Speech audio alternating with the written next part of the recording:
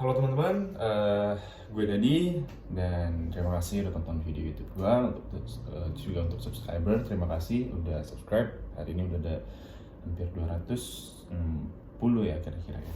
Ini makasih banget udah mau tonton video-video tentang gue ya. Mungkin di sini gue bakal upgrade dari cerita pengalaman gue bekerja di exchange crypto ya, di startup ya, dan di toko kripto lebih tepatnya. Jadi ternyata gue sudah 1 tahun di toko kripto ya, nggak kerasa. Padahal gue ngerasa baru kemarin bikin video tentang gue pertama kali masuk di toko kripto. Mungkin teman-teman yang belum pernah nonton video gue pertama kali gue ada di toko kripto bisa cek di bawah ini. Ya nggak kerasa sekarang tiba-tiba udah dapet jaket dari toko kripto, ya. Lalu juga udah dapet mantek atau card, ya. Cardnya juga bagus lagi, jadi bisa buat tapping apa namanya? E-money ya. Oke, jadi ini random cerita gitu ya, mungkin kalau yang mau denger ya boleh gitu ya. Sekalian gue sharing dari pengalaman gue bagaimana gue kerja di toko kripto. Ya, sebelumnya background gue itu sangat jauh dengan pekerjaan gue saat ini. Tapi ya based on research gitu ya, based on dari tahun 2007 kalau nggak salah, memang sudah banyak orang-orang yang bekerja di luar dari jurusannya. Kenapa? Karena yang pertama mereka itu nggak passion sama jurusannya atau bidang yang mereka mau itu saat itu ya, atau saat ini itu sudah jauh berkurang kan. Jadi banyak orang yang kuliah dengan jurusan yang sama sementara opportunity-nya itu sedikit gitu. Contohnya misalnya kayak gue sendiri ya, kan gue di HI nih, hubungan internasional. Kalau lo mau masuk ASEAN, mau masuk ke Asian Pacific Association, atau misalnya lo pengen masuk ke, kalau yang lokal mungkin kalau yang internasional kayak UN atau UNDP atau anak-anaknya UN lah, UN itu United Nations gitu ya, PBB gitu. Atau kalau yang di lokal mungkin Kementerian Luar Negeri gitu ya, itu kan sedikit nih. Atau Kementerian Perdagangan untuk mengurus masalah internasionalnya. Nah itu juga opportunity-nya memang ada, tapi ditambah pandemi jadi makin sedikit ya. Jadi yaudah coba aja tuh apply ya. Yang memang apa ya, menurut gue based on ya skill gue ya. Skill gue pada saat itu adalah gue bisa berkomunikasi, gue bisa adaptasi dengan mudah, dan gue paham dengan teknologi ya. Ya udah akhirnya ya ambil aja yang ada. Itu gue ambil customer support itu mirip-mirip dengan customer service, cuma bedanya kalau di support kita benar-benar sampai ke nge-support sampai ke detail, bener-bener detail dalamnya gitu. User pokoknya tanya aplikasi, tanya kenapa perhitungan berbeda, kenapa yang berhubungan dengan aplikasi atau website itu langsung sama kita kalau bisa kelar. Nah, oke. Jadi sebelumnya gimana sih kulturnya nih di toko kripto? Oke, teman-teman, jadi sebetulnya di toko kripto itu sekarang masih menerapkan sistem WFH ya. Ya walaupun beberapa divisi itu sudah ada yang WFO, tapi WFO-nya juga hybrid ya. Jadi hybrid itu sebagian waktu WFH, sebagian waktu WFO. Ya, tidak untuk semua divisi sebenarnya. Mungkin kayak kalau sales itu dia harus WFO ya. Kalau sekarang karena memang meet dengan user. Nah, kalau kayak CS itu paling sebulan tuh cuma 4 kali masuk kantor, sisanya bebas deh lu work from anywhere. Kayak tech gitu ya, mungkin kayak divisi apalagi ya, banyak deh pokoknya sebanyak. Nah, kecuali HR mungkin ya, kalau HR harus ketemu sama klien, ketemu sama apa lagi ya, banyak mereka. Nah, vendor juga gitu.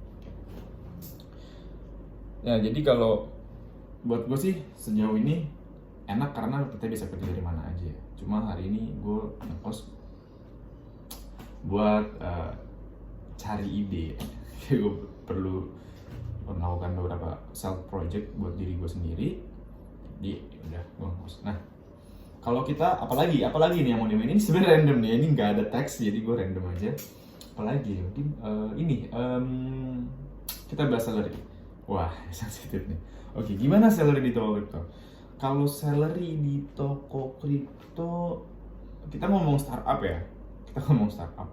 Jadi pada beberapa waktu yang lalu gue sempat lihat tuh viral di Twitter ada dari Grab ya, atau apa ya, gue lupa. Dia dapat setelah 4 tahun kerja itu dapat reward iWatch gitu. Nah, sementara ya jujur ini, jadi ketika tahun pertama gue masuk toko kripto ya, emang sekarang masih tahun pertama sih, oke. Nah, itu tuh di bulan ke berapa ya? Bulan ke-4 ya setelah gue masuk itu gue dapat iWatch gitu. Dapat iWatch itu SE ya, SE. Lumayan lah 5 jutaan gitu kan baru. Itu udah dapat 5 bulan aja itu udah dapat. Terus ketika akhir tahun itu juga ada kita namanya ada end party, terus tiap orang tuh dapat hadiah. Sama ulang tahun kantor ya, ulang tahun kantor juga ada ya kita sebutnya hadiah lah ya, karena kalau dari uang ya sebenarnya ya buat jajan oke lah gitu ya, jajan oke.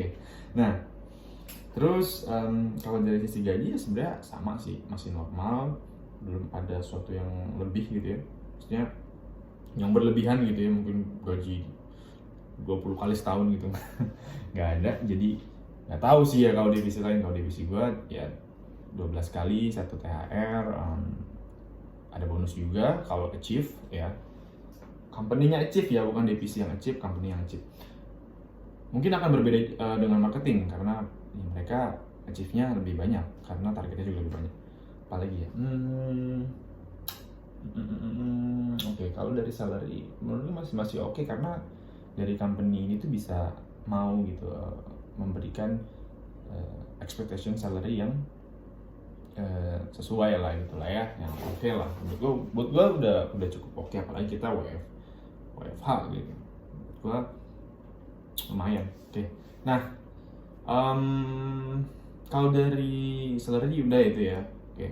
Nah, kalau dari sisi kantor gimana? Wih, kantornya mantep bro. Jadi kantornya itu udah di Patal Senayan, dan dia ada 3 tempat ya. Yang pertama ada di 3 lantai gitu. Lantai pertama untuk semua orang, lalu ada lantai 2 dan ada lantai 3. Nah, di lantai 3-nya itu ada rooftop ya. Jadi di rooftopnya itu ada tempat untuk main mini golf gitu ya. Ada gawang, lalu ada tempat chill gitu. Mungkin sometimes gue bakal tunjukin tempatnya, dan pokoknya enak deh, ada rumput-rumput sintetisnya gitu. Jadi kalau lu stress, lu burn out, lu bisa nyantai di situ.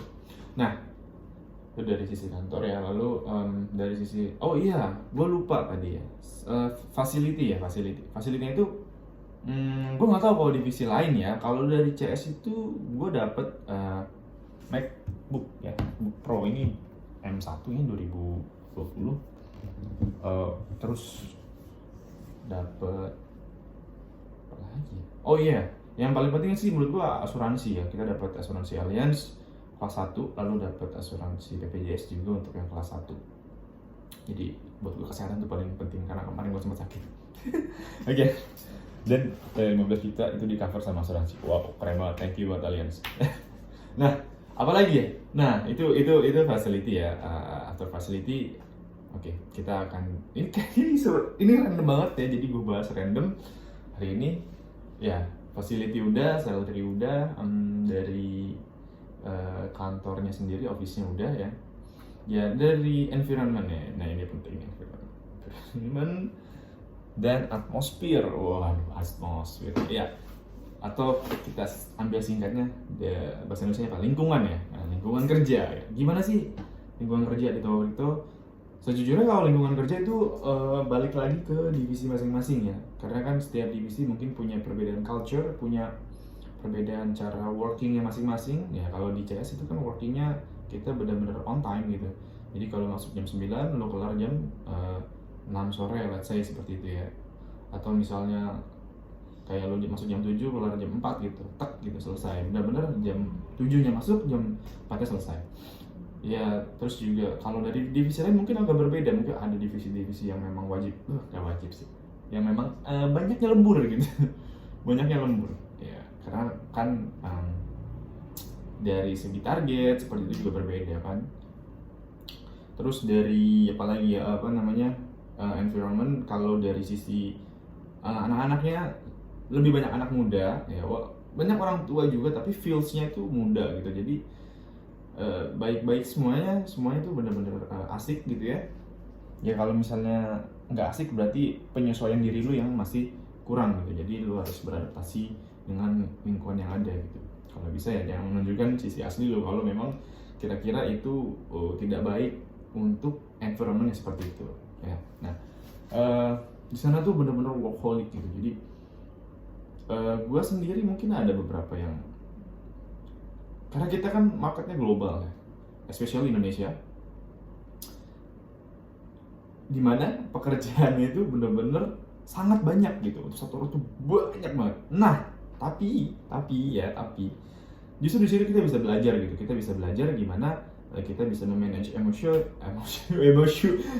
gimana kita bisa memanage emosi, kita bisa mendevelop diri sendiri, kita bisa maintaining apa ya performance sama durability kita ya dalam bekerja gitu kira-kira teman-teman. Gua ya startup tuh ya rata-rata semuanya gitu kan, semuanya tuh rata-rata kerjanya tuh melelahkan. Tapi semua kerjanya emang capek sih, teman gue aja di BUMN capek dia bilang lu ya. Nah tapi ya itu part yang harus dinikmati as a for kita yang masih muda gitu, karena as a younger ya di startup itu ya oke banget untuk anak-anak muda yang memang pengen coba A, coba B, coba C, belajar A, belajar B, belajar C gitu.